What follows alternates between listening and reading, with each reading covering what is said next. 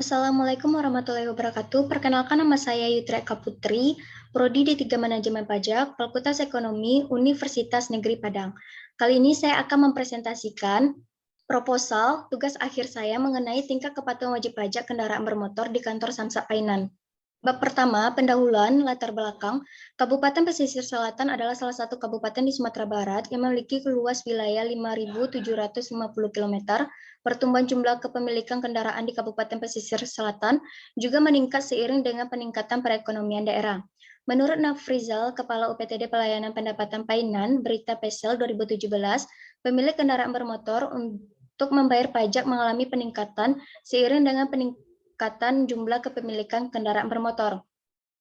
Penerimaan daerah dari PKB ini akan berdampak positif dengan berbagai rencana pembangunan daerah, namun tidak dapat dipungkiri dari temuan yang dapat di lapangan bahwa dari yang memiliki kendaraan bermotor tersebut masih ada yang belum melaksanakan kewajibannya kepada negara sesuai dengan waktu yang telah dijadwalkan.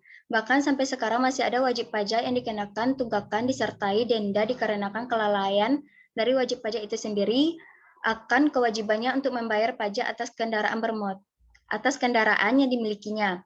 Kemudian faktor lainnya yang diprediksi mempengaruhi kepatuhan wajib pajak kendaraan bermotor adalah dengan kualitas pelayanan.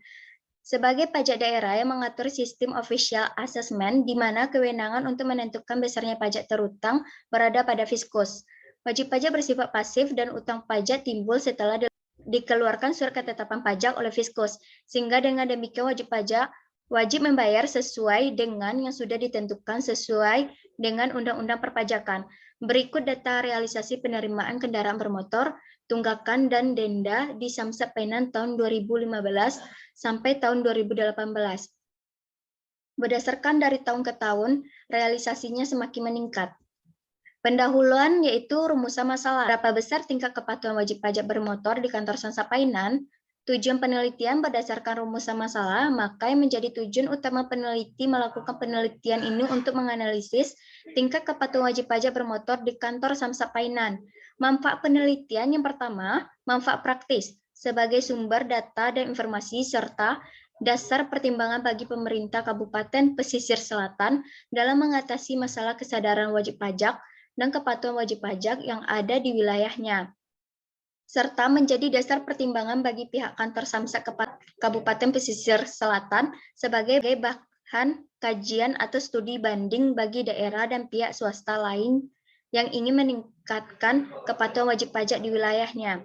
Yang kedua yaitu manfaat teoritis sebagai salah satu bahan bacaan atau sumber referensi kajian teori bagi peneliti selanjutnya yang berminat pada bidang dan topik permasalahan yang sama. Selanjutnya itu bab kedua, tinjauan pustaka. Pengertian pajak kendaraan bermotor. Menurut Siahaan, pajak kendaraan bermotor adalah pajak atas kepemilikan dan penguasaan kendaraan bermotor. Yang kedua, dasar pengenaan pajak kendaraan bermotor menurut Samudra. Dalam menghitung pajak kendaraan bermotor, dasar pengenaan pajak yang digunakan adalah perkalian dari dua unsur pokok, yaitu yang pertama, nilai jual kendaraan motor.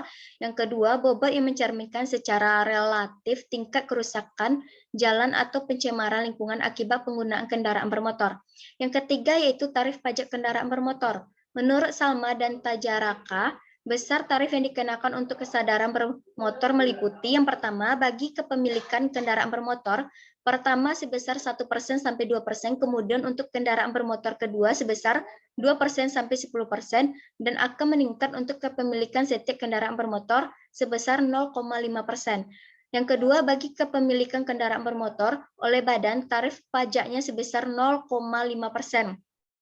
Yang ketiga, bagi kepemilikan kendaraan bermotor oleh pemerintah pusat dan daerah sebesar 0,5%. Yang keempat, bagi kepemilikan kendaraan bermotor alat berat sebesar 0,10% sampai 0,20%. Yang keempat, kepatuhan wajib pajak. Kewajiban untuk mendaftarkan diri, kewajiban mengisi dan menyampaikan surat pemberitahuan. Yang ketiga, kewajiban membayar atau menyetor pajak. Yang keempat, kewajiban membuat pembukuan atau pencatatan. Yang kelima, kewajiban menaati pemeriksaan pajak. Yang keenam, kewajiban melakukan pemotongan atau pemungutan pajak. Selanjutnya yaitu tinjauan pustaka. Yang kelima, jenis kepatuhan wajib pajak. Dalam buku Rahayu ada dua jenis kepatuhan wajib pajak, yaitu yang pertama, kepatuhan formal. Keadaan di mana wajib pajak memenuhi kewajiban secara formal sesuai dengan aturan dan ketentuan Undang-Undang Perpajakan. Yang kedua, kepatuhan material, keadaan di mana wajib pajak secara substantif memenuhi segala ketentuan material perpajakan. Yang keenam, kesadaran wajib pajak. Menurut Mulyari, kesadaran wajib pajak merupakan kondisi di mana wajib pajak tersebut memahami dan melaksanakan aturan perpajakan dengan benar dan sukarela. Yang ketujuh, sanksi pajak. Menurut Mardiasmo, bahwa sanksi perpajakan adalah jaminan ketentuan peraturan perundang-undangan perpajakan, norma perpajakan akan dituruti, atau sanksi perpajakan merupakan alat pencegahan preventif agar wajib pajak tidak melanggar norma perpajakan. Yang kedelapan, kualitas pelayanan. Kualitas pelayanan merupakan baik buruknya dalam melayani kebutuhan orang lain dengan memperoleh imbalan uang untuk jasa KBBI 2012.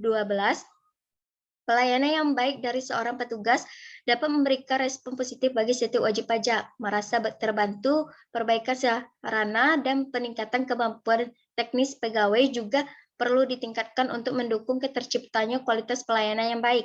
Standar pelayanan merupakan tolak ukur yang digunakan sebagai pedoman penyelenggara pelayanan dan acuan penilaian kualitas pelayanan sebagai kewajiban dan janji penyelenggara kepada masyarakat dalam rangka pelayanan berkualitas, cepat, mudah, terjangkau, dan terukur.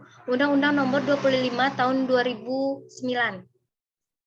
Selanjutnya itu bab 3, pendekatan penelitian, bentuk penelitian deskriptif dengan menggunakan pendekatan kualitatif. Yang kedua, lokasi dan waktu penelitian. Lokasi penelitian dilaksanakan di kantor sistem administrasi Manugal 1 Atap, Samsat Painan, yang beralamat di Jalan Jenderal Sudirman, nomor 15 Sago Salido, 4 Jurai, Kabupaten Pesisir Selatan, Sumatera Barat.